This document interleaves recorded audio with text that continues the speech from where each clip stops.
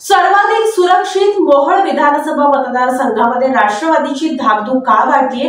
कारण या ठिकाणी राष्ट्रवादी शरद पवार गट आणि शिवसेना उद्धव बाळासाहेब ठाकरे गटाने सुद्धा या ठिकाणी दावा केलाय।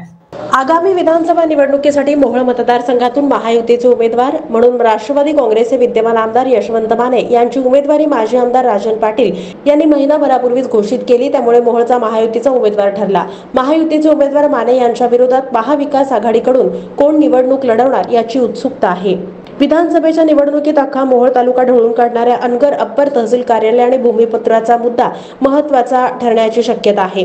महिनाभरापर्यंत राष्ट्रवादीला सर्वाधिक सुरक्षित वाटणारा मोहोळ मतदारसंघ सध्या अनगर अप्पर तहसील कार्यालयावरून अडचणीत आलाय।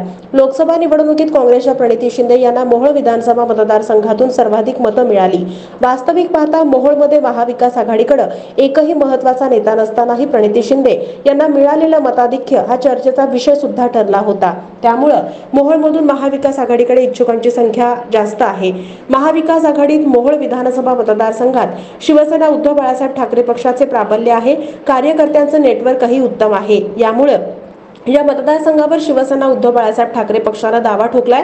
माजी राज्यमंत्री उत्तम प्रकाश खंदारे यांनी चांगली फिल्डिंग लावली आहे। शिवाय शरद पवार यांच्या राष्ट्रवादी काँग्रेसने देखील दावा सांगितलाय। त्यामुळे हा मतदारसंघ महाविकास आघाडीत कोणाला मिळणार याकडे लक्ष लागले। राष्ट्रवादी काँग्रेसची शिवस्वराज्य यात्रा सुद्धा मोहोळ मतदारसंघात आली होती। या मतदारसंघात राष्ट्रवादी निवडणूक लढवणार आहे। त्याच मतदारसंघात ही शिवस्वराज्य यात्रा काढली जात आहे, परंतु येथे शिवसेनेने देखील चांगला चंग बांधलाय।